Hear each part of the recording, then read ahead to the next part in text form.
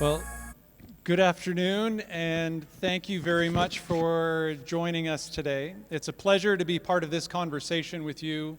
It's a pleasure to represent Mid-Pacific Institute, and most importantly, it's an honor for me to be here because when it comes to the relationship between Japan and Hawaii, it's a very deep and long relationship, and Mid-Pacific Institute in particular has had a history of over 100 years of teaching Japanese students.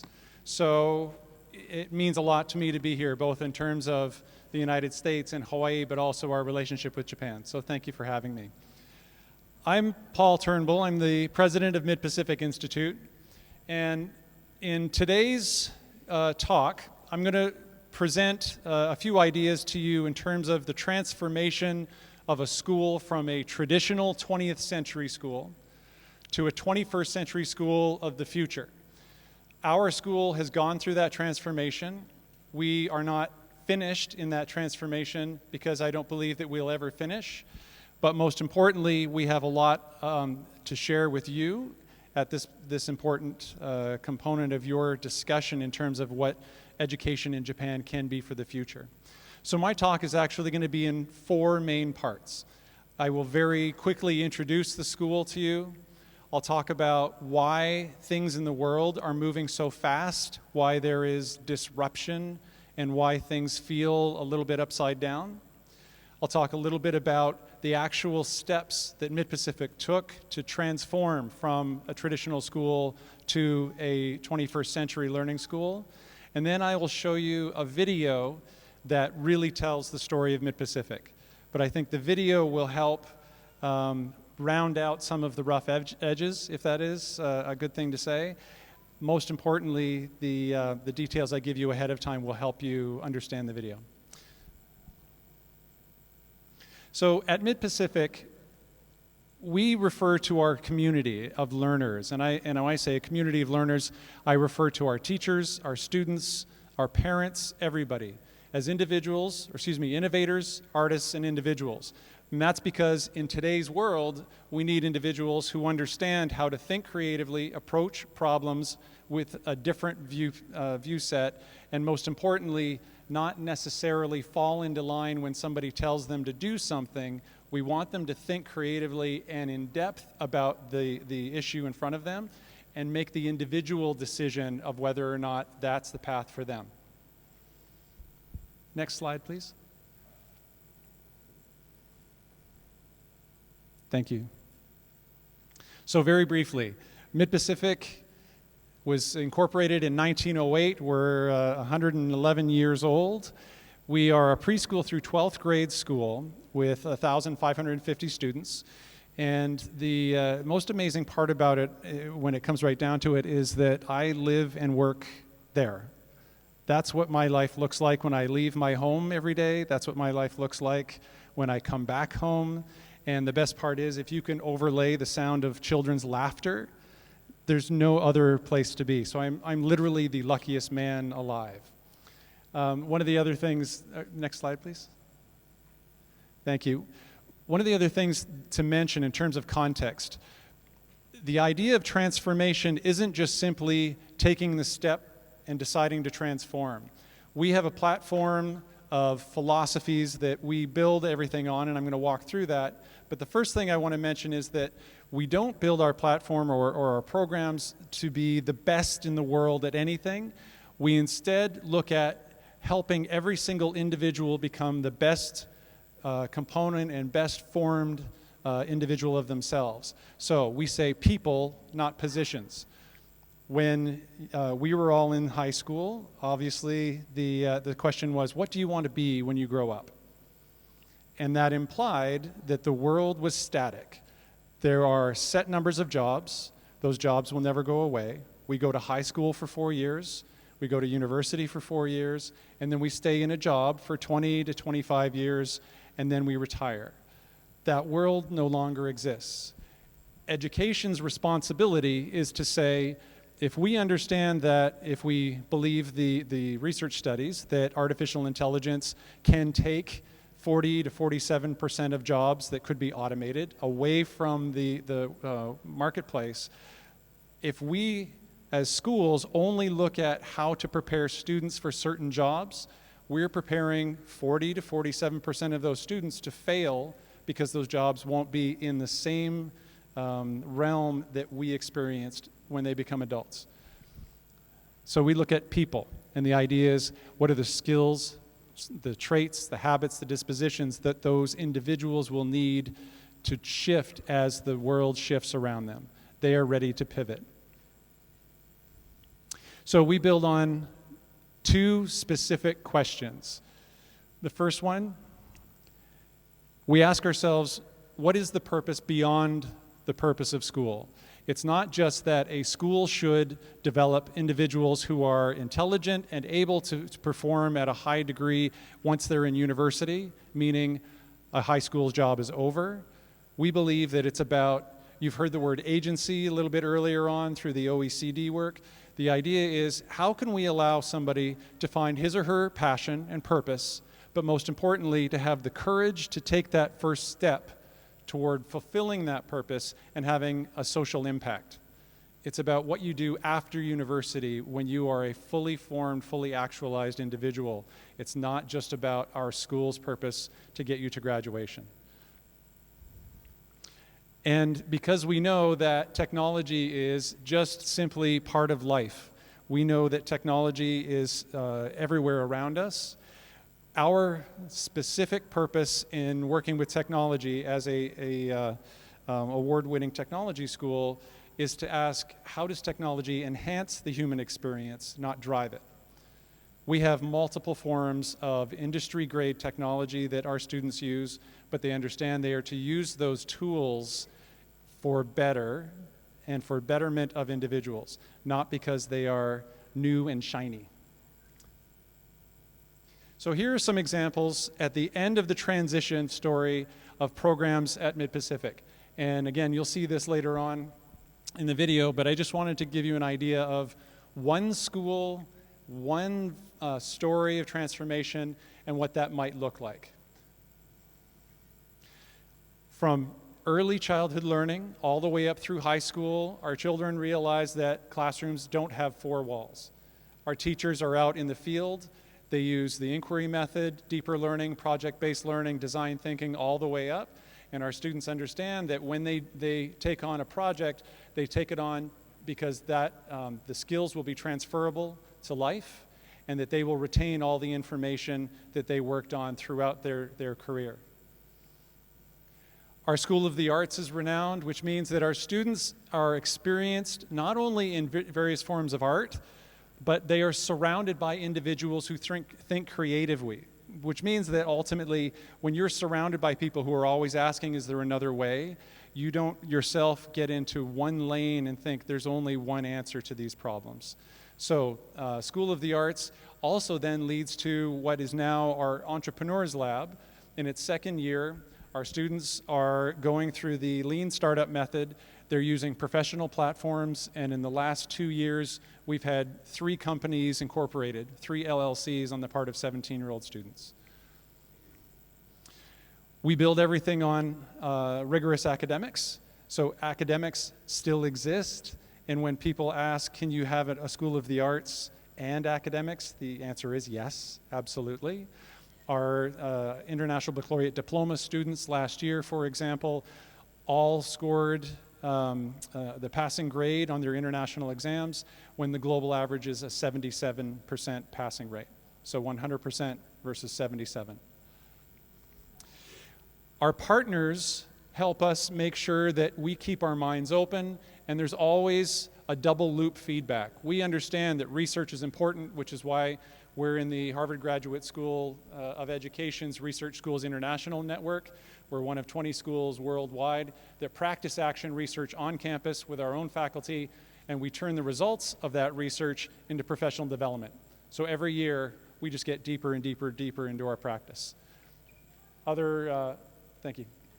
Our immersive technology program that is also new, built on the question, how can technology enhance the human experience, not drive it? was prominently featured in Microsoft's white paper on the future of immersive technology in education. And we were just lucky enough to win a recognition this last year as a trendsetter in the United States, because our technology program is the only kind of program like it in the United States. And most importantly, we build everything on people. At the end of our transformation, we have a professional development program that we created within our school because other schools weren't teaching and learning the way we were. So now in its 10th year, the number of participants that we teach outside our school, public school teachers, charter teachers, and private school teachers from all around the state of Hawaii, the percentage of participants has gone up 600% in the last 5 years.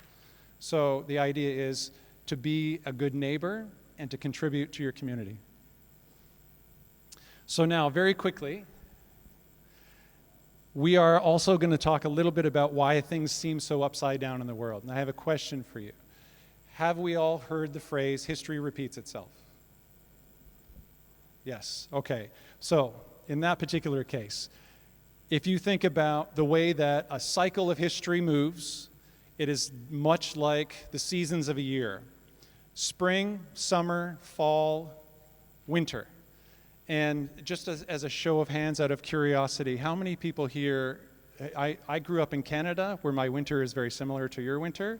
How many people here think winter is your favorite season? You love winter. Yeah, me too. How about summer?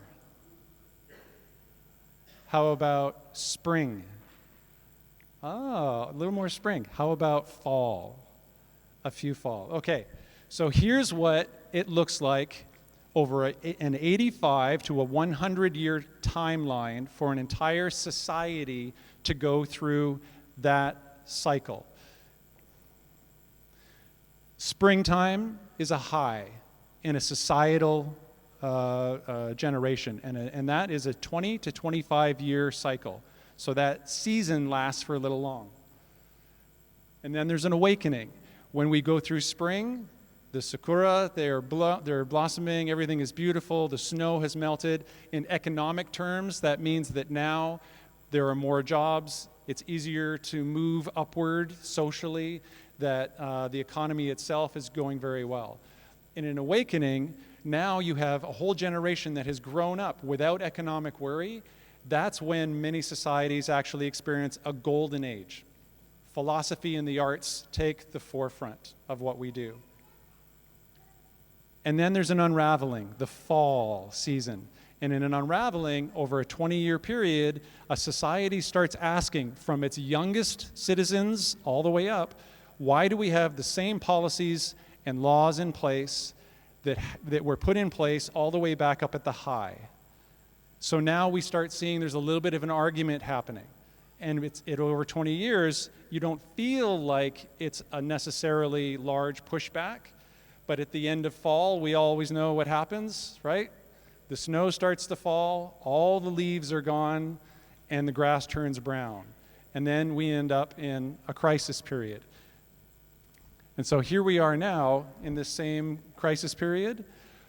When you look back from our generation to the generation before us, the lifespan before us, this particular crisis generation goes from 2005 to 2025, 20 years. The lifespan before us, their crisis generation had two very large events that we all know about. World War II, global conflict, and economic depression, the global depression.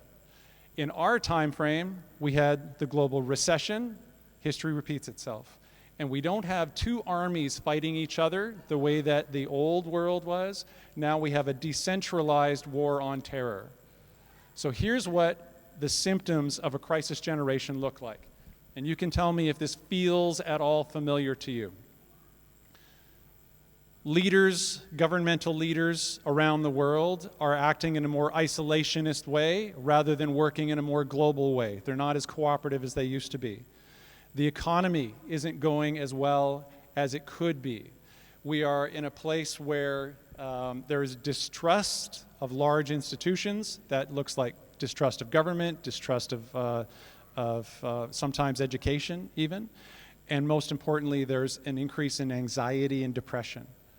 So we have all of those things that are happening right now. Now, there's a cycle. And remember those dates, 2005 to 2025, right? We're closing in on the end of that cycle. Here's the effect on education.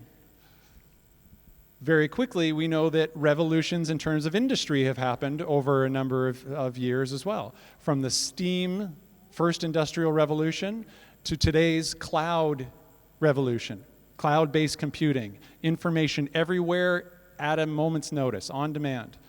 Educationally, it looks something like this. Before there was schooling, children were having to work because it was all about adding to the economy. Then, all of a sudden, we realized that a more educated workforce was important. So, you'll notice that this picture, one teacher, students receiving information, regurgitating information, and then most likely forgetting that information has been going on for a very long time. The next industrial revolution, the information technology revolution, same model, one teacher, lots of students, but now the delivery mechanism is about technology, a little bit faster. And now in today's world, we're at a place where there's decentralization. You can have asynchronous learning. You can go online, you can be in person. You can ask somebody who doesn't live in your hemisphere. It's now ubiquitous if you look for it. Education itself has also had revolutions. In the United States, the first revolution was high school for all. And we just saw some pictures for that. The second revolution was university for all. And the third revolution that we're now entering is learning for all.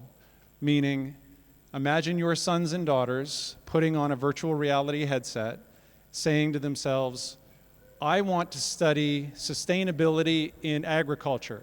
And I know there are 2 teachers who are the best teachers in the world, and they don't live here. So I'm going to use my virtual headset to pipe in to a class. It will be interactive, and I will be eventually able to use metrics and machine learning to show all of the different things that are happening above the heads of all of these individuals. I can see what they're thinking, which means I can interact with those individuals in a moment's notice. I don't have to go physically to my school, listen to my one teacher, do all these things. That isn't the answer of what the future of education looks like, but it is a possibility. So the most important question now that we have to ask ourselves is truly, what is the purpose of education in this century? Is it that schools should be castles on a hill, high walls, all the information inside those walls, all the power inside, and a walled garden that isn't shared? Or should they be ultimately nodes in large networks that is all about information sharing and lifting knowledge for everybody? So, we move on. Here's what the transformation process looked like at my school, at Mid-Pacific Institute. And here's the interesting thing. Remember that crisis timeline? 2005 to 2025. At Mid-Pacific, we did very specific things without understanding exactly what was going to happen in the world and how crazy everything was going to get after 2007 when the iPhone was introduced.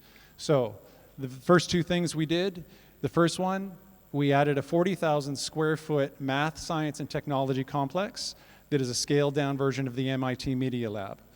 It houses engineers, engineering classes, robotics classes, VR, mixed media classes, and prototype classes.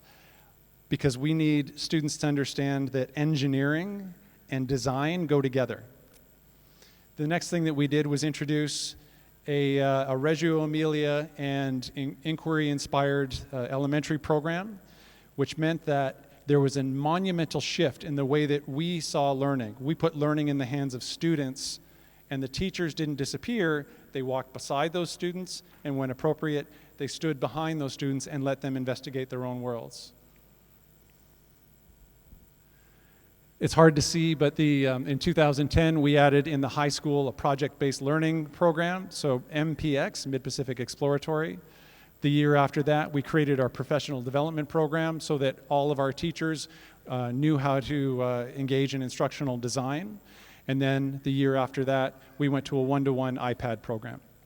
In the state of Hawaii, we know that each one of those things was the first to happen in the state. So we were bold and brave, and we decided that it was important enough that we took that step because we understood that if we kept teaching the way we were comfortable, then it would do a disservice to all of the students in front of us. Our job is to unlock the doors to their dreams. It isn't to get in the way of those dreams. So, the second half, so remember 2005 to 2025, on the down slope, now we start looking specifically at programs within. We made the huge structural changes, elementary to high school. We included professional development. We included new facilities in terms of technology. And then we started adding a couple of other programs. So, in particular, our partnerships with the Harvard Graduate School of Education that I had mentioned. We're working with the Stanford Virtual Human Interaction Lab with some VR work. And our students have access to 7 different museums in Honolulu because they like to see their museums as classrooms rather than reading a book about items in a museum. So we get out of the classroom.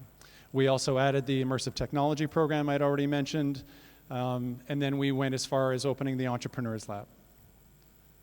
And then finally, the future. From 2020 to 2025, we'll engage in our next strategic plan. And we're in the building year for that right now. But you can see that cycle, that crisis cycle goes up, and then it goes down. And it's important to remember that it isn't just about summiting. There's been a lot of attention in the media lately about getting to the top of Everest and all the things that go on with that. Too many people realize too late that it isn't about getting to the summit of the mountain. It's about actually making it down and being able to tell the story. So what we do after all of this work is as important as the work that went into preceding the actual first step. And at the end of the day, the question is, can you say that you were successful? And we don't believe in reading our own press. We are very fortunate to work with some individuals who believe in what we do. Tony Wagner and Ted Dintersmith have been to the campus a number of times, and Tony was very nice and let everybody know that he's seen the future of education and it was happening in our school. Ted has been to the campus, also agreed that innovation was something that we do top to bottom very well, and that again, at the end of the day, we're doing some very important work. And I'd like to say that it isn't just the outcome. It isn't about a product. Remember, people, not positions. It's about the act of doing everything we can to put students in a position to succeed, to become the best versions of themselves possible. And so I'm going to show you just a couple of things in terms of a list. These are certain things that I didn't expand on in that rise and fall in that crisis period. But for the most part, these are the sort of interstitial important things that we took care of between those massive changes. We knew that it had to be about social emotional learning as much as it was about intellectual learning or technological competence. We knew that at the end of the day, we had to get to this place where teacher training and action research on our campus was more important than anything because too often a school will send individuals to a conference. If you go to a conference for 3-4 days, a teacher is so busy that when the teacher comes back, odds are the majority of what that person learned and wanted to do are forgotten under the crush of Monday morning traffic, trying to plan for Wednesday, then suddenly it's Friday, and I also have children and I have to do my own thing in life. So we conduct action research throughout the entire year on a prolonged period because it sinks in and because it becomes actionable. And then finally, there are a couple of There are a couple of things that we also worked on, including the partnerships and teaching other teachers. The thing that I would recommend for any school or any individual who wants to go through a massive transformation process, we developed an initiative protocol. And that protocol was simply a list of questions that results in a yes or no, go or no go. And it all is based on the number of ideas that can come up. In a classroom, we want multiple ideas from children. And we want teachers to manage those ideas in such a way that it becomes a learning environment. On the management level, my staff, my senior staff, they've come to realize that I have too many ideas in one day sometimes.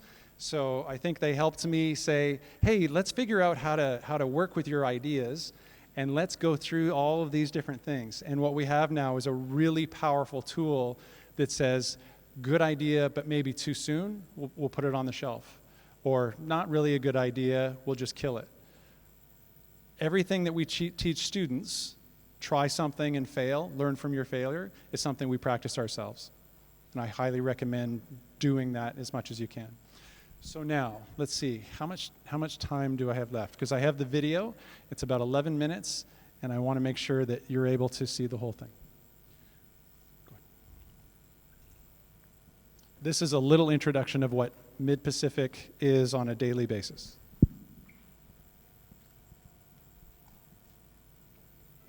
I am an innovator. I am an artist. I am an individual. I am an innovator. I am an artist. I am an individual. I am an innovator. An innovator. I am an artist. Artist. I am an individual. 私は特別。 An individual. I am an innovator. I am an artist. I am an individual. 我是个体。 I'm an individual. Innovator. An artist. I'm an individual.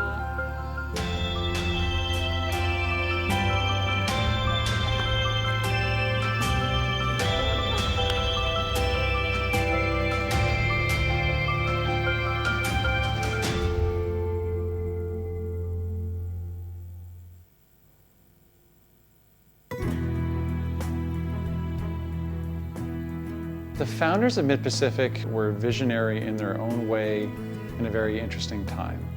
Mid-Pacific came out of the idea that when you have multiple cultures come together on purpose, the sharing of ideas and the sharing of a better day because of a diversity of thought, great things can come out of the mix. And out of that really came Mid-Pacific Institute. And Mid-Pacific Institute, I think, today is as invested in that vision as it was over 100 years ago. And that's why I think we're a very special place. This school has been part of a project called Schools of the Future. And they not only have been one of our most successful schools in terms of integrating technology and project-based learning and performance-based assessment into classrooms, but they've had an influence on many other schools because they've been a model. You're in a school that from top to bottom, everywhere around this school is innovation. Mid-Pacific is like, this is it. This is what we need to hold out there so that people understand what really engaged, relevant learning is. Life is like what you do here. Innovation is like what you do here. But the opportunity here is not just to help the kids that are here, but to be a beacon across your city, across your state, across the rest of the country that says this is a way to do it, that we can answer those questions. We can say why kids are so excited to be in school because they're actually learning things of consequence. That looks like a sucker, but that's actually the growing thing. I find that at this school it's very easy to join that welcoming community. The teachers here are really nice and they're welcoming, and it's like you connect with them and you create a bond with them. I mostly found facts about it because the other ones just showed.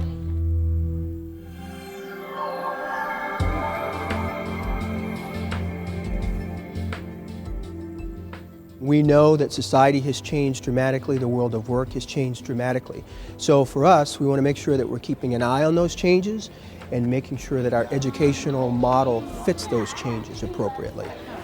We're all focused now on creating a learning environment that does include things that are 21st century skills, like collaboration, problem solving, critical thinking, and this kind of inquiry, project-based learning that we see every day is so exciting because you see even young children going way beyond what you thought developmentally possible.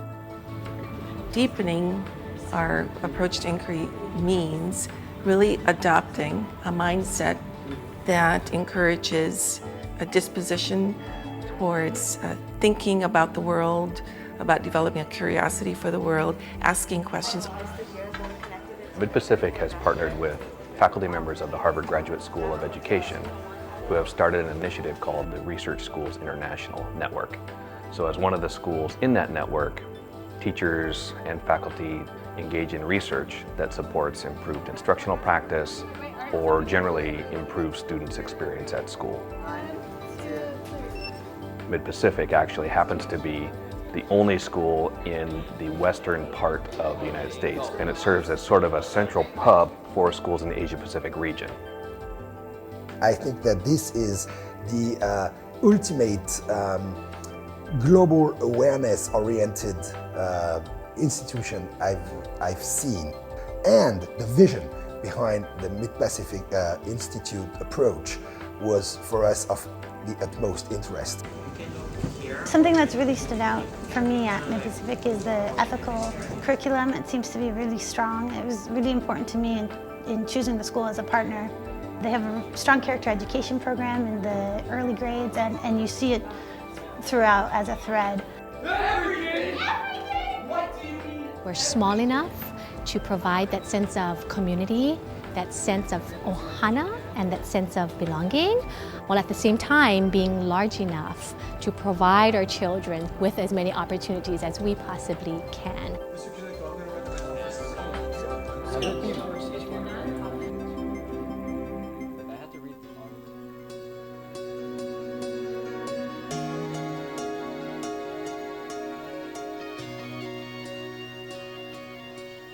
We talk a lot at Mid-Pacific about the 21st century learning skills, communication, collaboration, critical thinking, and the arts have been teaching those skills for thousands of years. When you're studying an art, you're not just studying the art, you're studying in theater how to work as a group, in visual art how to communicate an idea through something other than words, which means you have to have a much clearer idea of what you're trying to communicate than if you're just speaking. Because the scope of opportunities of what is offered here, there's no reason why a child cannot find their passion while here at Mid-Pacific. The athletic program fields over 85 teams, boys and girls, and most of the teams are coached by some of the best coaches in the state. And so, for an incoming student athlete, can be pretty confident that they're going to have a great athletic experience. It teaches them responsibility, it teaches them goal setting, dedication. We're teaching the complete student. We're not just focused on athletics, that we're focused on academics as well as sportsmanship as well as community service. So we're putting out a well-rounded student. For Leffra, diving stop, sensational play, and he saved a run, maybe two.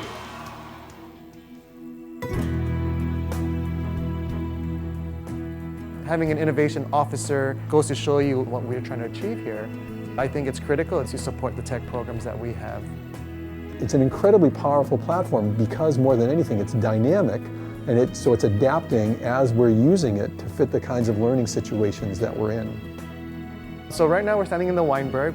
Students are working in pods, they're not working in cubicles or desks, and it's spread out, open air. Teachers teach in these areas, which is kind of unique in the sense that they're not boxed into a classroom, but they're in this open space, atrium type environment, which lends itself well to collaboration and innovation.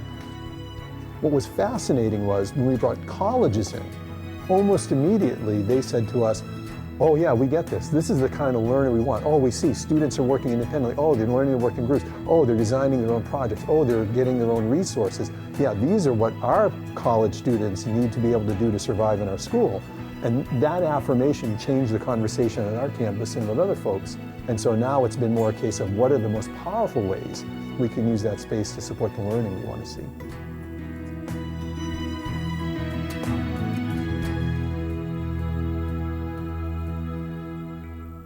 A typical kid you meet is in student government, and they're in a play, and they're doing a sport, and they're in 3 AP courses or an IB program.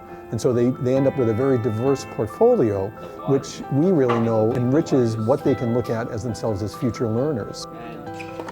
We'll give them the skills. You know, you look at any of the academic work that we're doing, my goodness, yes, of course they'll have that. But are they good, solid persons? Do they have a sense of morals and ethics? Can they make the hard decisions? Will they be able to do that in life? That's where it makes a big difference. School should be hard. It's healthy to come up against the wall, because kids actually can always do much more than they think they can do. And to underestimate them and to not give them those challenges would be a real disservice. We get surprised by them every day. It's even better when we watch them surprise themselves. And there's your champions, and look at this celebration.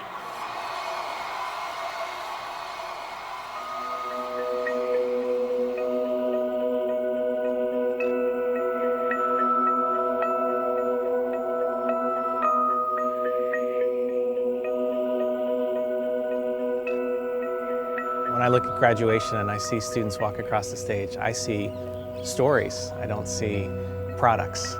And so knowing where they come from and what they're about is most important to me. But I would want them to know that that's also what we're about. That furthering of them, that looking inside themselves, self-reflection, producing a better version of themselves, not something prescriptive. That can be hard to process.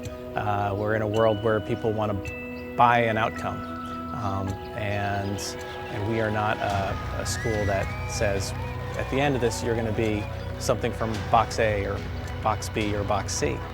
We're going to say, this is you. You're the outcome.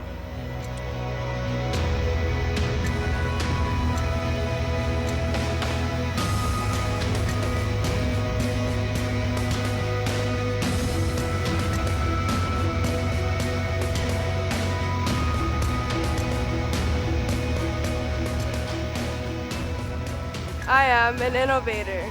I am an artist. I am an individual. I am an individual.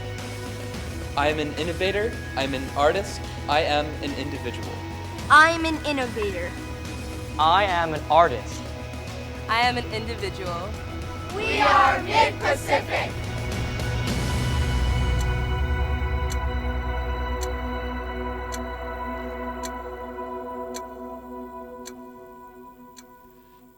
And so there you have just a little description, a little more filling in the blanks of what you could be if you're one particular school on our campus going through that very interesting and very complex transition period. I think that Japan is in the perfect spot right now to engage in that discussion. More and more people are starting to ask the same questions. You hear all the right questions that are happening. And the thing that I love the most about it is that, again, because of the relationship between our school and Japan and the number of Japanese alumni that we now have living and working back in Tokyo again, it's just one more way that the world to us seems to get a little bit smaller. And if our networks increase, which means that our intellectual capacity... I am an innovator. I am an artist. I am an individual. I am an innovator. I am an artist. I am an individual. I am an innovator. That happens at school too. When you're talking, all the students want to talk, same time.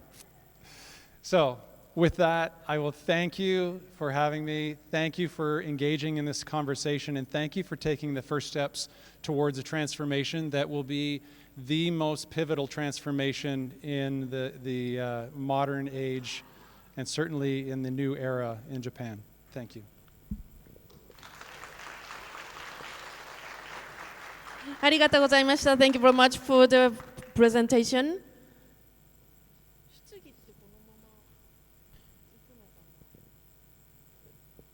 So we have some more time, so maybe we can take questions. ご質問ある方いらっしゃいますか？もしくはスライドとドアの方でもお受けしております。ご質問ある方、どうぞ挙手にてお知らせください。Any questions from the audience?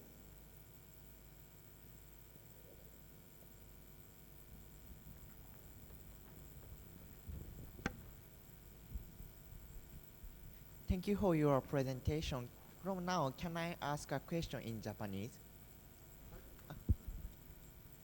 プレゼンテーションの中で教育の仕組みが変わっていくっていうことが分かったのですが、その中でも成績の概念っていうのは変わってきていると考えますか？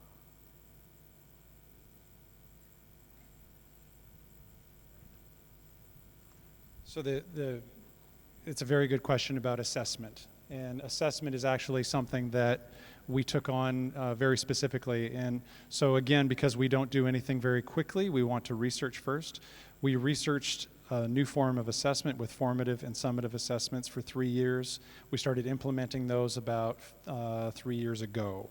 So our version of assessment in high school still looks like a transcript that universities and colleges in the United States recognize. There are grades A, B, C, there's a GPA. The method that we use to get to that end product, however, is different than the average. So now we use an assessment for learning instead of, an assessment of learning, meaning your progress along the cycle, the way that you come to competency and mastery in a subject, rather than grading on a curve, if that makes sense. So in the talk later on, the way that I like to give an example is we live in Hawaii. We're in an island state. Japan is an island nation. We do a lot of flying. People are on airplanes all the time. I would like to know that the pilot in front of this plane didn't average a score to pass and become a pilot. Maybe very, very good at taking off, very good at flying, average at landing. I don't want average at landing, right? So instead, we look at competencies, and we ask our students along the way, how can you master this concept? And if it isn't right away, that's okay, because that's human nature. We don't get everything at the same time, and we just keep cycling and cycling and cycling. So we use more of a continua of learning than a simple pass-fail. ありがとうございます。はい、それではこちらお願いいたします。限られたカリキュラムの中で、時間が限られた中で、その探究的な活動と基礎学力をきちっと作るということを、その辺に関してどのような何かお考えというか、あるいはこの挑戦的な何かがあったのかどうか、大変日本の場合はそこら辺なかなか調和しないので難しいと思ってますけれども、どう考えたらいいのかちょっとお示唆をいただければいいですか。The question about balance between rigorous academic standards and projects with seemingly soft outcomes is a question that we hear a lot. Every project is based on academic standards. Academic standards are core to what we do. The question ultimately for a school is whether or not we can accomplish all of the standards that are set before us. And the answer in our view, not in everybody's, but in our view, is that you can't be a master of everything.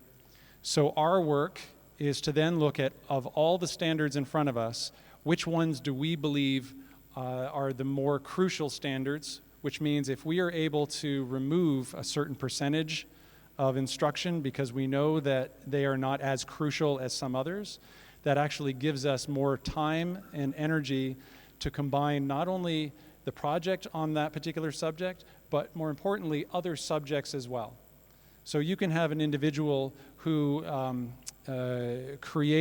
builds a musical instrument based on science standards, math standards, we can weave in history and culture because music is deeply cultural no matter where you go. And most importantly, then we can have that particular student work with a student from another culture. And because we are an international school with many international students, we specifically go out of our way to pair individuals together like that. And what ends up happening is that the retention of that information is deeper and lasts fairly long, meaning almost through life, versus the old method, like when probably the two of us went to school, memorize as much as you can, regurgitate it on a test, forget almost all of it because we don't apply it anymore, and then use that very small bit of information that we could have been doing something else with. So it's a very intricate act of identifying the entire picture, understanding what's important, and then finding out how we can build in other components of life so that it has meaning and impact beyond the school. Because remember, one of the questions that we asked was, what's the purpose beyond the purpose? It isn't just to perform on a test, it's to walk away and have an impact. And we want students to understand how to imbue all of that information in terms of action. ありがとうございます。ちょっとお時間の都合で次のご質問で最後にできればと思いますが、いらっしゃいますでしょうか。じゃあ、最後にお一人、はい。Maybe this is going to be the last question. すみません、ありがとうございます。今インターナショナルスクールで働いている田中と申します。この21世紀においてすごく時代が早く変化していて、先ほどのウィンターの時代になったと思うんですけど、その中で求められている教師像っていうのを聞きたいなと思って質問させていただきました。ポールさんにとって採用したいというと会社のような響きがあるんですけれども、働いてもらいたい教師っていうのはどういう人でしょうか。お願いします。That's a very good question, which is why at the beginning of my talk I referenced our teachers and our professional development program. Ultimately, the kind of individuals that we're looking for at school, and I believe many of my colleagues are in the same position, we're looking for individuals who certainly have an academic base of knowledge, but more importantly, they're lifelong learners themselves. They're intellectually curious. They're always asking why. They're student-centered to the point where they're willing not to do as much talking as I have done in this conversation, for example. And they're willing to stand back, pull questions out of individuals, which means, in a way, they haven't been trained to be psychologists, but there's a deep embedded, strong heart of psychology that says, I care about you, and I want to find some way of bringing whatever you love to the surface. Now, to do that, we have created, on the student side, a professional profile. So we have 9 skills, habits, and dispositions of students that we find very important and we believe will serve them in life. We're now creating exactly the mirror to that for our teachers. And our teachers are the ones who are developing that. And we simply ask them, what is the best part about your job? What would you want yourself to look like at the end of this process? And what would you hope for your next colleague to have? Meaning, how is that person going to help you and push you out of your comfort zone? And the teachers are remarkable. They're essentially coming up with the profile of what would be probably one of the favorite people that I could sit beside at a dinner party. These are individuals who care. And so I would say all of those things. Arigatou gozaimasu. 皆様ありがとうございました。Thank you very much for the session.